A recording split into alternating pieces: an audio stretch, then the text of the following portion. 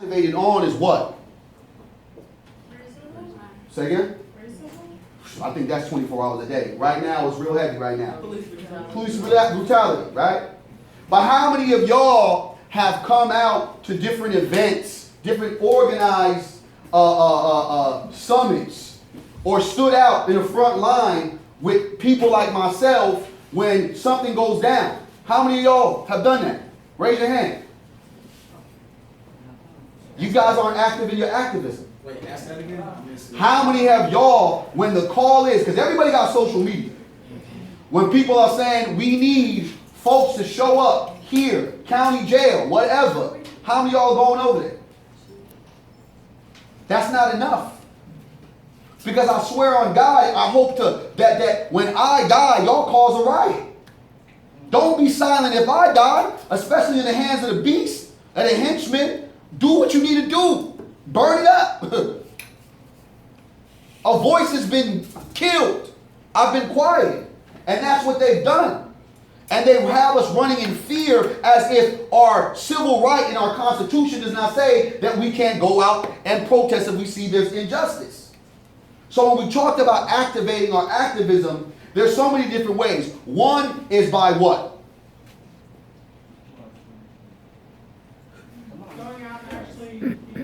By protest, right? Right? One is by protest. Another is by what? Speaking out, right? Another is by social media, creating these different hashtags, right? Reaching out, networking. Go ahead, Queen. Was you gonna say something? Oh, I was just gonna say, I just feel like majority of African Americans are, they're scared of the consequences. Oh, we are. They come with it after, any type of. Oh, are you doing? Oh, keep going, keep going.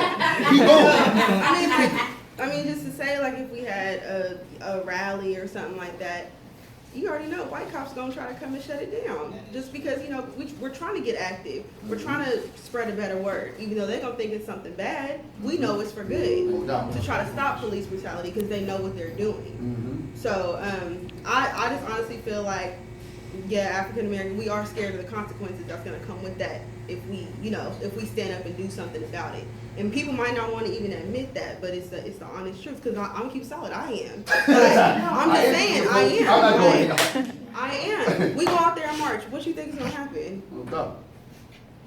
I don't know. I've been out there many a times. Ain't nothing happening to me. No. Okay. So I'm okay with my consequences though. Because if it goes down, it goes down. I went to the Million Man March, and it could have went down. I wouldn't be sitting here standing with you guys right now. But I know when I came up off that plane, the first thing I did was this last year, I was over here speaking to y'all, speaking truth. Queen. I feel the Queen, but I want to say you have to remember, like, all this shit, most of the shit, 90% of it is fake. The money you think you've acquired, fake. Like, these people that stand above you, faking against you. Like, there's things that you got to put in perspective. Like, if this shit does go down, what impact is really going to be left that matters? The fact that I got arrested, or the fact that I stood the fuck up and got arrested. It's kind of, you got to think of it. Queen. That's good. Also, in piggyback on what you said, I know that this is cliche and stuff, but our ancestors did it and did it 10 times harder. Exactly. So whatever that you think that you about to do and be arrested and be scared about, our ancestors did it and did it better. Just keep it 100. They got spit on. They got stuff thrown at them. They got shot. They got water. They got lynched. They got killed. Them hoses were no. You know what I'm saying? And these are the things that our ancestors did. And what I'm trying to say is that our ancestors, not only did they do it, but they did it better. They did it harder. They did it with more, with more everything behind it. Well, I think in the sense of that when you know the enemy for who he is or who she is, that you're going to do things because you have nothing to lose. Right now, the Negro is comfortable. You are comfortable in the seat of white supremacy. You are comfortable in the simple fact that you can walk into a classroom with white people and they may be calling you the N-I-N in their head, but they're afraid to say it. You are comfortable when you see LeBron James flying through the air, dunking, he's making a whole bunch of millions, even though you don't got a whole bunch of millions. You're comfortable when Nicki Minaj can shake her booty like that, and you be like, yeah, or Beyonce's twirling like that. You're comfortable with seeing all this. This means you made it. But Negro, you have not. We are too comfortable with the surroundings. So we don't want to get down how we're supposed to get down. But when you gonna start your movement so we can be? I'm in the movement right now. What you mean? What are you talking about? Let me tell you something. Let me tell you something. Hold on. Listen. Once you decide to speak out against white supremacy, create shirts. Can you twirl around, Queen, and show that shirt with pride right quick? And sit there and say, hey, when you decide, when everyone is saying Black Lives Matter, and you decide to say, no, Black Power matters. The reason why I say Black Power matters is not to disrespect Black lives. But when I look at it, as I sat down and talked to my Queen teacher, Elaine Brown, former Black Panther chair, she said to me, what bizarre thought process is that, Barry? I said, what do you mean, Queen? And I have this on video. She said, you are asking the oppressor who hates you, who does not like you, you are asking them to take your life seriously. You are begging them to make sure and have them say, hey, you know, your life matters. Yeah, your life matters. So again, we're looking for validation from the supremacists that we say we want freedom from. But when you say Black Power, every time, and you look at some of these powerful movements right here, this movement right here, every time the Negro ceased to say, you know what, we're going to do it ourselves. We had children that needed food, right? So what did the Black Panthers do? They made a food breakfast program, right? Yep. That they now adopted and they call it what? WIC.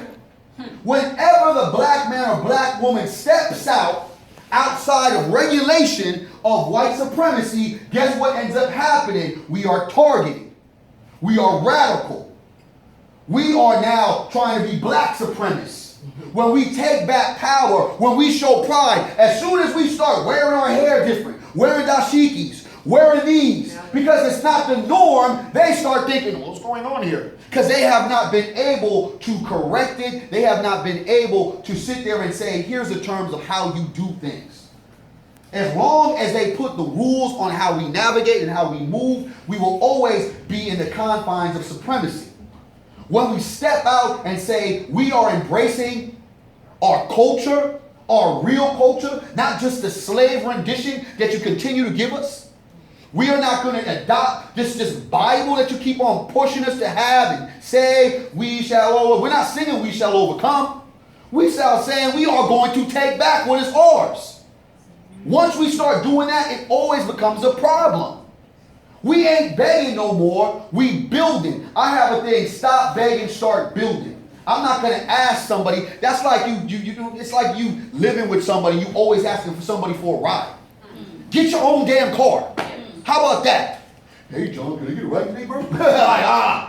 You're not empowered. He owns you. He has leverage over you. Every time he said, I don't want to give you a ride, what you gonna do? You gonna beg him, come on, dog, God dang. I ain't got no car. But the Negro okay with that.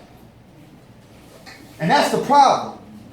When you're too comfortable being black in America, I gotta look at you a little different. Like, what's that, right?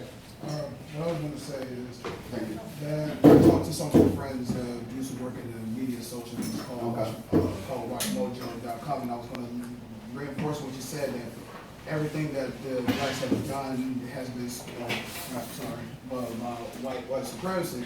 What I was going to say is that there's one more step to that, is that there is a corporate battle because they're afraid of losing Western dominance. Because I had one of my friends that literally come up and told me that after China built the tallest tower, and they had the supercomputer.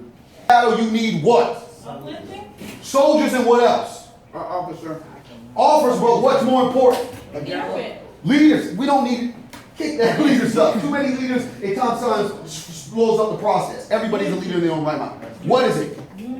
One of the things, definitely unity. One of the things that I always remember what Tupac said on Against All Odds. He said, you told me not to go to war unless my money's right. My money's right, now I want war. Fundraising, we need funds. We need money. We need monies.